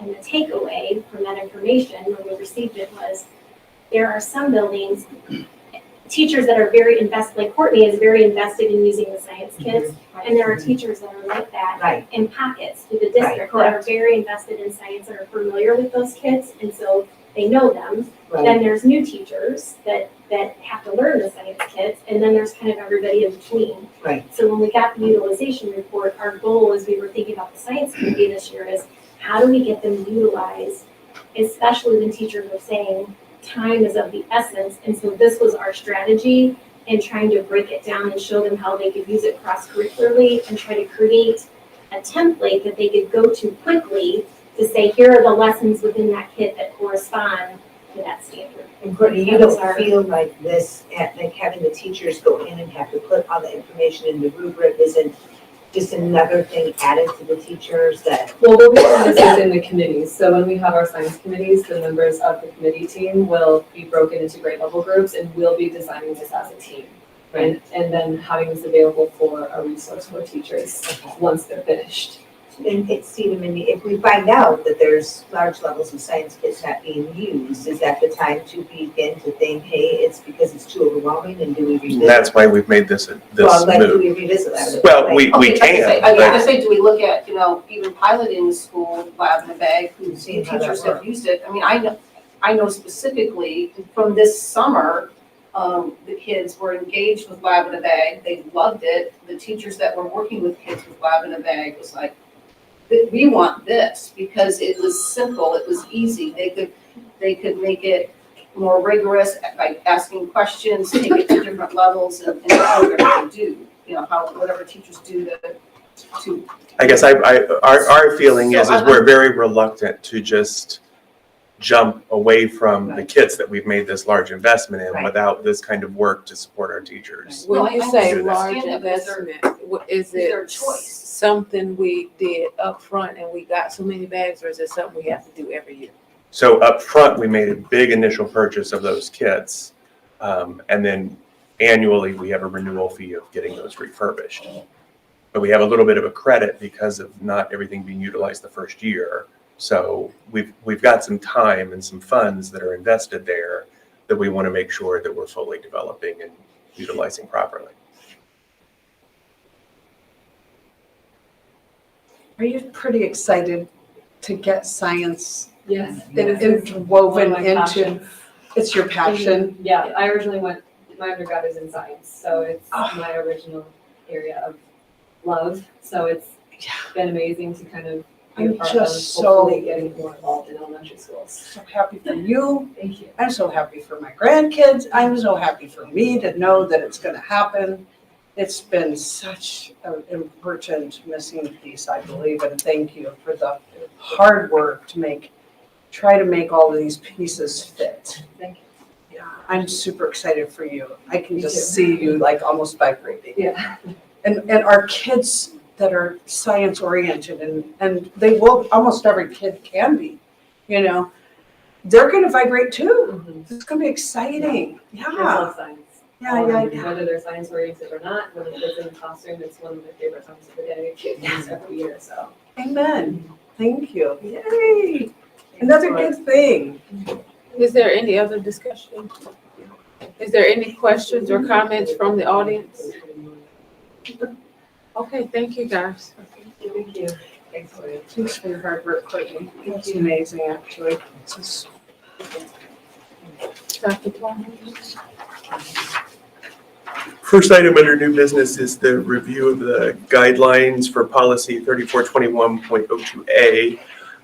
As we had worked through the spring with representatives from building administration and some district administrators, we had looked at criteria for our performance award relative to this policy. The policy itself is just a couple sentences long and doesn't really indicate when those awards would be given. And so there were discussions that were wide ranging that happened several times during the spring semester and into the early semester about how those criteria are developed and what's happening. And universally, as we outlined in the first part of the process there, the discussion was that these are moves by administrators that exemplify leadership above and beyond the goals and expectations set as part of their annual evaluation process. And we came up with a list of some exemplary things, but not limited to the things that are listed there. So national or state recognition for leadership, invitation to present at a state or national conference, publication in a national journal or a book, model professional learning community status, blue ribbon or 4-star school designation, or a demonstrated local regional leadership among peers. And so those and other considerations would all be brought to consideration by the district administration. And so what would happen in the instance in the process that we've outlined and we finalized over the summer working with Jonathan Levan and EPA and the members of that committee were that they opted to go with something more general for a couple different reasons. One being the uniqueness of various opportunities that might come forward. They didn't want it to be too limited. And secondly, because some of our classified administrators would not have some of the same opportunities and would not fall into some of those same categories as maybe our certified administrators. So the goal is that if there's something happening, that there would be kind of a pre-nomination conversation with the superintendent and other members of district leadership to sort of pre-vet, does this opportunity to rise to this? So again, if it's something in that list, that's obvious, that would be something that would happen. But if there's something unique that's coming forward or something that's not represented in that example list, what could that be? And then once the supervisor has sufficiently kind of talked about that and pre-screened and people are saying, yes, let's bring that forward, then they would use the nomination form that was at the back of the information that I provided you. And the nominee would be asked to provide information and put that together to assist in providing evidence. Then that would be submitted to myself for consideration, and I would include additional people in the consideration of that nomination and maybe seek additional information or an interview with the person. The idea being that those would be submitted prior to November 30th for consideration in December for award by December 31st, or prior to May 31st for consideration in June with an award to be made June 30th. So again, the process being that I am not making those considerations in isolation and that those nominations are brought forward after some conversations and vetting with others. The way the policy was worded before and at purely the superintendent's discretion none of us felt really comfortable with that. So this provides their opportunities to be dialogue, provide evidence, discuss that with the person being nominated for the award, and be able to have other people in on the conversations regarding that.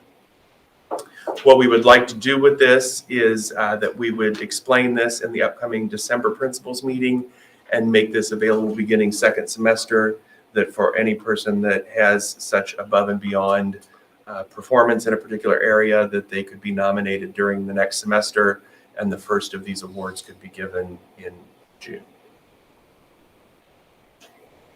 So for the publication in National Journal or book, is that to be intended to be specific to their career field, like a science teacher in a science journal? Typically, that would be what that would be, or if it's in an educational journal, or if something would happen from operations and they would be in a building management magazine or in something like that. Yep, we could be doing that. So those opportunities would be wide open to any administrator. I didn't know if a Hardy Boys book would work or something.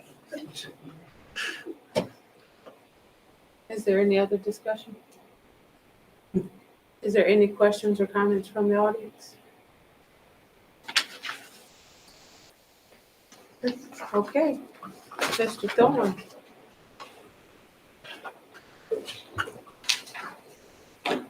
Lots of employee compensation plans to talk about. The first one to talk about our agreement with the custodian.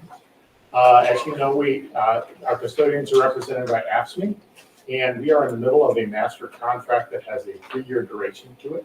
And part of that contract calls for a reopener on salary and insurance benefits and a couple of other items. And this evening, I'm pleased to report that we reached a tentative agreement with the custodians back on November the 15th. They held a meeting this past Saturday, unanimously approved the agreement, which calls for $1 an hour across the board increase to all of their wage rates, a revision of the career increment plan for our custodians so that after a certain number of years, an additional dollar amount is added to their pay on an hourly basis.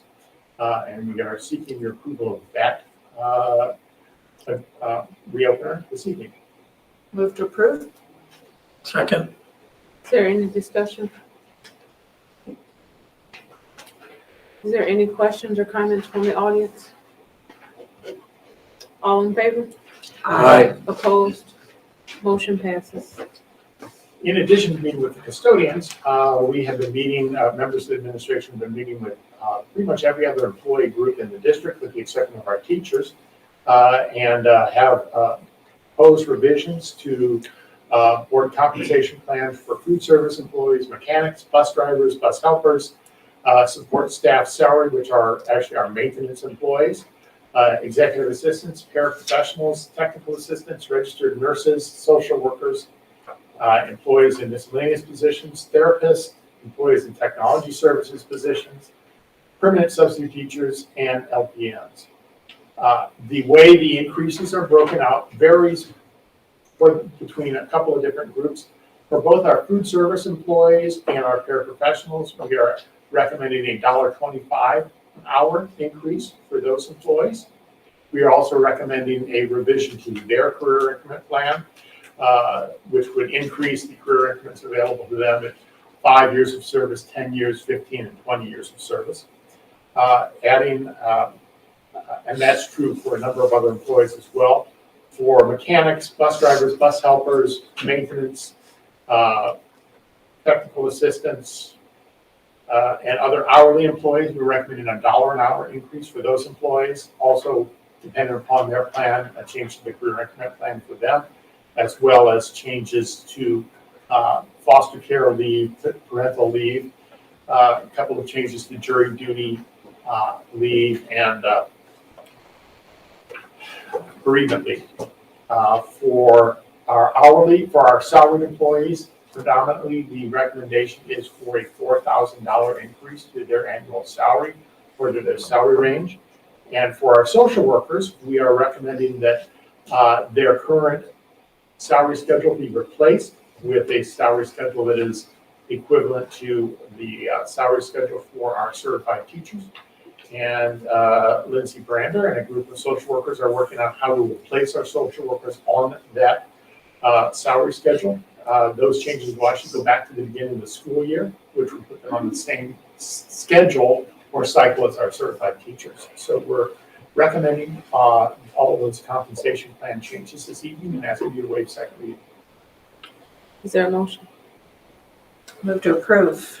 Oh, Waive hold second on. reading. Is No, that how you go? I'll say something after. Okay. Okay. Second, Is there any discussion? yes. So all the other employee groups that we're talking about in this policy go January to December. Yes. But the social workers are now going to go the same schedule as the teachers because we're looking to move them into the Exactly, same because contract. the long-term plan is to bring the social worker group into our teacher group, and it makes sense to bring them onto the same schedule. Actually, we had kind of a division of our social workers. A number of our more recently employed social workers were paid on a schedule that began in August and ran through the school year. Our more senior, more mature social workers started in January and went through December. And we want to bring everybody to the same model. Okay. Is there any other discussion? I Is want to there, thank you for doing that, for getting that organized, Doug. Thank you. It's a team effort. I know, but it was But every year. important and necessary. Yes. Every year. is there any questions or comments from the audience? If you have a question, can you come up to the microphone, please? Not right now, no, but I'll be ready to go for it. Okay, we're only taking comments about this specific agenda item. Okay, so you.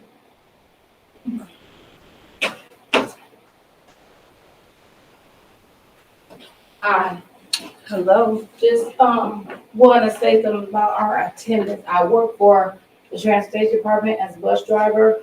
And because we have so many call-offs, we have a big turnover of call-offs right now. We're being made, feeling bad if we call up and we're really, really sick, the ones that come. So are we going to implement any kind of incentive, attendance incentive? Because we need to get drivers in there to stay. It's becoming very mental to us. The buses are crowded. We have kids, you guys know how the children are. So it's becoming mental for us. So where do we get compensated at for that? You know, because we have to go and get extra help as well mentally. So $1 raise, yeah. I mean, I appreciate, it's not really about the money, but we need to get drivers in there. You guys don't know the pressure that we go through. So yeah, so I just wanted to say that. I have some more things to say, but I don't have to do it. There is an attendance incentive in the bus driver compensation plan right now that deals specifically with when employees, it's kind of an incentive not to take sick leave days. It doesn't have an impact upon personal business days. And it actually, about $600 and some a year. A year. Yes. We would like to look at something bi-weekly. We've had some conversations with the bus driver committee about looking at a model like that. I think that's an ongoing conversation with the bus driver committee. So We may see something like that coming to you in the future. I don't know if, Tiffany, were you talking about an incentive if you keep coming and you don't miss days? Is that the kind of Correct. incentive you were talking about? Correct. So that's different from what you Yeah. were talking about? Yes, in other words, it's a more tangible, quicker payment of the incentive is what they're talking about. Kind of like And the those are, factories too. Yeah. The factories too. Like Yeah. every week that you come, you get $100 bonus on your check. and we've talked about some of those issues. We Yeah. lost a lot of drivers due to that. We lost like 3 or 4 drivers last year to Concord because they do offer that incentive program. That was going to be my question. Is there a model that a competitive district is offering? There are some other models that districts have been offering that we've looked at. And those are ongoing conversations about trying to do something like that, in addition to our current attendance incentive.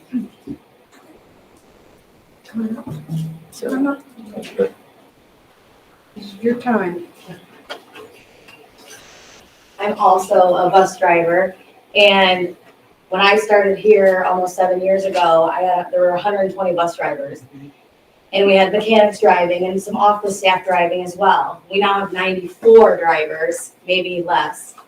And every day we have people not coming in, not showing up, and then calling over the radio. You have all this traffic, got screaming kids. It just becomes very hectic on trying to do what we're hired to do, which is transport our children to and from school safely.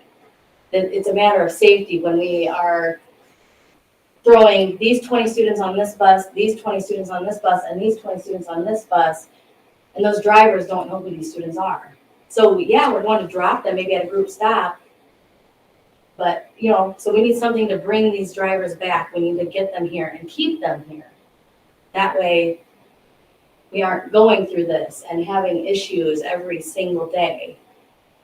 So an incentive, like, not a lot, just something to get people in the door, something that other areas aren't offering. We already, as you recall, the board approved several years ago retention payments and those types of things. We can continue to revisit those and look at areas that we continue to improve in that area. As you know, over the last year, we've come to you on more than one occasion to increase driver pay. And I think we'll have to continue to look at that and make sure that we're. Well, figuring out what Concord's doing to yank our bus drivers away. Because there's obviously something that they're picking on, and we can get them back. I was going to ask, what incentive would you recommend they would have the Well, biggest I'm part impact? of the bus driver committee, and I think last year I said like $25 a week.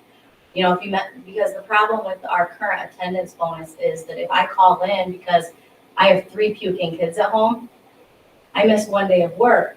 Now my attendance bonus went from $600 to $400 for using a sick day for my family. It's too punitive. Right, so just something that is gonna say, okay, if I missed one day last week, I lose my $100, whatever that week is or whatever. But if I'm there every single day of that week for every bit of my route, that means if I have a noon route or my AM route, my PM route, 'cause everybody's routes are so different. But if you don't miss anything on every day of that week or whatever, just something, even if it, it doesn't have to be daily, maybe do weekly. If you miss one day that week, you're out. Just something to help us, We've been looking at those. Is that we committee have a still problem. meeting? Pardon? Is that committee you're talking about still meeting? The bus committee? Yeah. Yeah, we try to meet once a month. So, and we meet several times with like Doug and Tony and John and everybody. So. We're going to continue to look at ways to make sure that we're competitive. Thank you. Is there any other discussion? All in favor? Aye. Opposed? Motion's passed. Now, we did exclude one employee group, and that's because there's a conflict of interest on the board, and that would be the secretarial business compensation plan, which also has similar changes to dollar an hour and changes to the career increments with that group. We're actually also looking, and you may be seeing this sometime in the future, a revision and remodel of their compensation plan to make sure we're competitive there as well. But we are seeking your approval this evening, asking you to waive second reading. Is there a motion? Is there any discussion? Is there any questions or comments from the audience? All in favor? Aye. Opposed? Abstain. Motion passes. And finally, a change to 2 positions on the administrative regulation, which covers miscellaneous positions.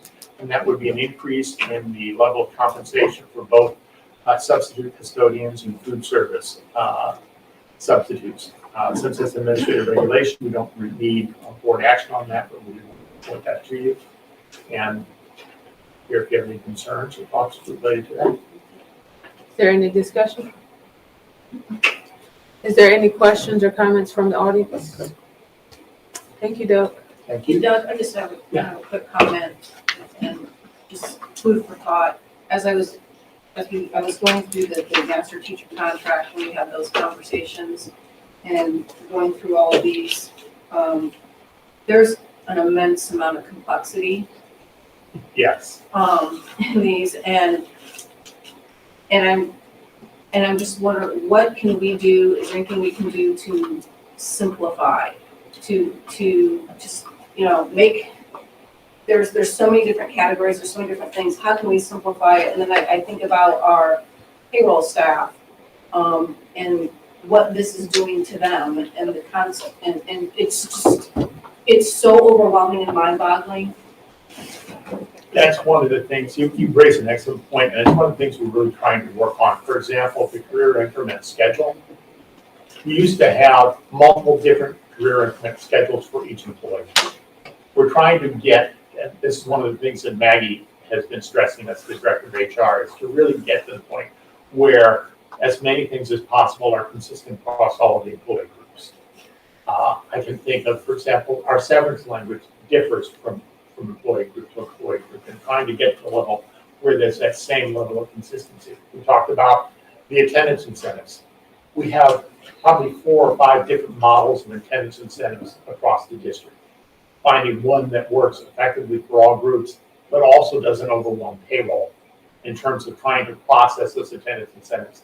It's finding that right balance, but we are looking towards doing that so that we know that our support staff have all the same level of benefits across the Right, board. absolutely, and I'm just thinking too, when I was going through looking at the different categories, for example, there's different levels of secretaries Yes. and things like that, so. That's exactly why we've been meeting with the secretarial group, is to really get away from some of that as much as possible. Exactly. And kind of looking at what are their actual job responsibilities, is reality versus what is printed on a piece of That paper. committee's been meeting really probably since early this summer in an effort to try and do that, and there's a lot of work entailed in doing that because we've had a very complex model and trying to take complex and make it simple. No, and I It's- appreciate it's- that, but it's I a think great challenge. at some point, there's a lot of activity and it's overwhelming and it's just, we're not able to do what we really need to do, solve some things that we need to do because the complexity is taking so much time. Yes, well, that's one of the reasons why I have been interested in seeing us do something different with our drivers in terms of attendance incentive, because you're waiting so long for the incentive to be out. Yeah, then once it goes away, then you've lost that incentive for the rest of the school year. So finding the right balance with that is another thing that I think we need. And then what happening is, once it's gone, they can care less if they got them sick. Right. So, I mean, why care? I mean, if you like whittle their sick time away, their attendance benefit, well, I mean, why would I care if I call in sick? There's nothing keeping me there. And that's the bigger thing is, if it's so difficult to keep that incentive, why care about being loyal to the school system? And that's what we're seeing happening with the bus drivers, is they're just desperate because their buses are so full and confused on where they're dropping them off, which leads me back to wondering if we look again at our bus routes and see if we're maximizing them to the best of their ability. Because I'm wondering if we are, because I If you ask our hear, drivers, they'll tell you that their buses are packed. well, they're packed, but are we like really looking at the way that we're routing with only Well, having 94 absolutely. We can drivers? only transport so many students. Right, but So I'm the just saying. buses are packed. Tony, can you come up to the microphone, please? Right, right. But no, what I'm saying is like, do we rethink some of the routes to make it more efficient? We can, but Yeah. now's not the time to do it, I because we're in the understand. middle of the year. We look at the routes every Right. summer. Right. And look at them and try to make them more efficient, but the thing is, when the buses are full, Right, there's not really much more you can do to make them more efficient. They're all full. I mean, right, we're looking at a number of ways to reduce routes right now, right, so. okay. But as they've said, they can be far more eloquent than I when they talk about what they face every day. We have a lot of challenges. And we have a lot of drivers that show up every day. Well, and not And only. they deserve the respect Oh, of the yeah. students and the parents and the staff. And they deserve to be treated well by us. Absolutely. And it's a very difficult job, especially when there's not a lot of kindness No, it's out there not. anymore.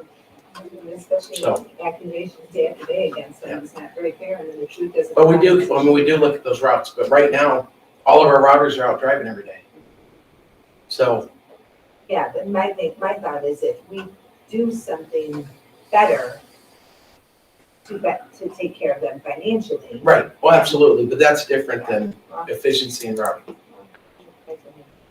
Pardon? It might go hand in hand a little bit. I mean, I'm worried. sometimes They might, that- but I really don't think so based upon my experience. But we look at everything. We're open to everything. Anything we can do to improve the conditions. Thank you.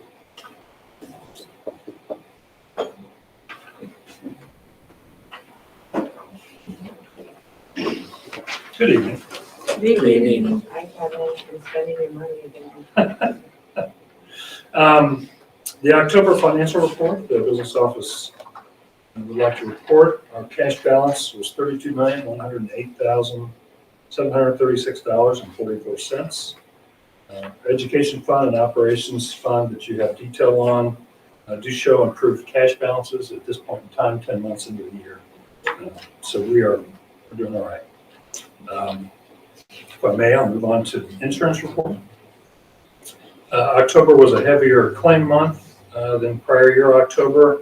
However, on a year-to-date basis, 10 months into the year, we're still $614,000 less than our claim experience last year. So our plan continues to perform well. We've just completed open enrollment for next year, and we're ready to get off and running. So that concludes my comments. Are there any questions? Well, I heard you say we're up financially, so I knew where I could put that money. I just got multiplied. You did. So. All right, thank you very much.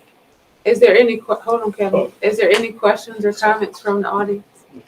Okay, now, thank you. All right, thank you. Thank you. Dora, do we have any forms?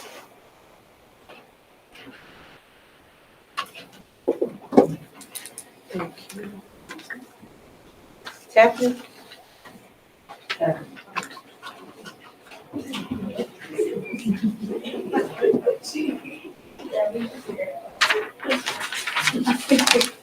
Well, Stephanie Homer Allen, 320 LaSalle Street, apartment 207, Elkhart, Indiana. And I am, my grandchildren do belong to Elkhart Community Schools, and I work for transportation. And just want to stand up here and just ask about just some different consequences for our transportation department. Like I said, it's pretty heavy, it's pretty hectic, and you guys with the snow and everything, and for the ones, and I'm not trying to toot my own horn, but I'm the type of person I come to work, you know. But for the ones that do come to work every day, you know, and then when they do get called up, when they have to call off, because I know personally 3 people, 2 is helpers and 1 is a driver, they felt this little, and 1 was bereaved of bereavement, and their child died, and they got, you know, why aren't you coming in? And you know, you don't want to say because my child died, you know, it's hurtful enough, but we get that, you know, it's like, and we understand we're short-staffed, but sometimes life happens. So at what point do our life matter? Life happens. And I just stand here because I know you guys don't know a lot of things that go on in the bus at the transportation, but I'm part of the committee now. And so a couple of the committee members are here today because of that, because we need to work together better. I've talked to Tomheimer before, and the leadership right now is just not where it should be. We need some training over there. There needs to be some straight training so that we all can work as a team. That's very important. We're out here doing, you know, our children is the next generation. That's what's most important, is our babies. And so just so we can have a relationship together, because if we're frustrated, when we open that door, them babies sense that. They sense the tension.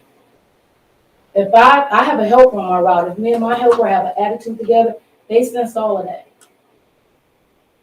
So just wanna, know about the consequences, just, better consequences, better, because nothing is being implemented right now, because we're so short-staffed. We can't afford to lose nobody, I get it. So, thank you. Thank you. Gloria?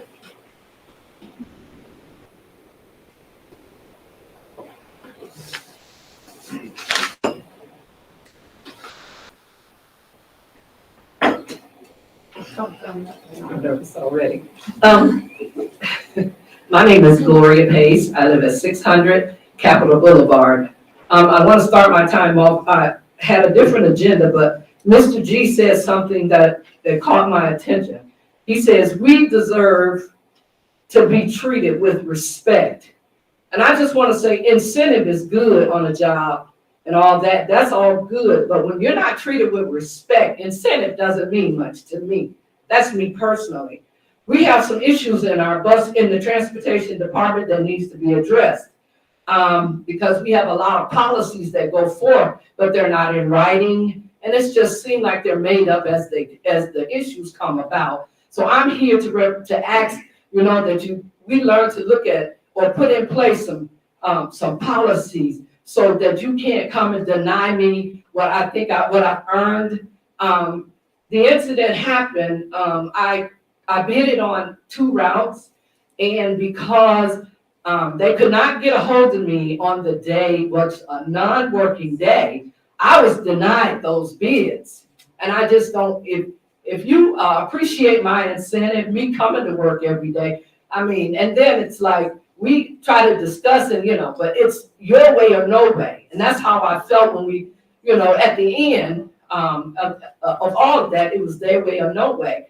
I don't know, I didn't see a policy that says you have the right to call me on my day off. I didn't see a policy that says this is a non-working day that I can still call you. But this is what was said to me. So I'm supposed to just, okay, well, I just don't want to lay down and say you can steamroll or say whatever you want because it's convenient for you at that time. We need to work together, build incentive as a team together. You respect me and I respect you, but that's how we get unified on this thing together. We need unity in here. It's not just the way you see it. We work together. It's togetherness. So like I said, I was denied that because you feel you have the right to call me anytime you want to. And I don't see a policy that says that. So it's a lot of policies that need to be addressed and issues and addressed and changed. Thank you. Thank you. Dr. Tallheimer, do you have anything? Just a couple things related to the feasibility process. So the surveys that board members have looked at are in the hands of SiteLogic to look at.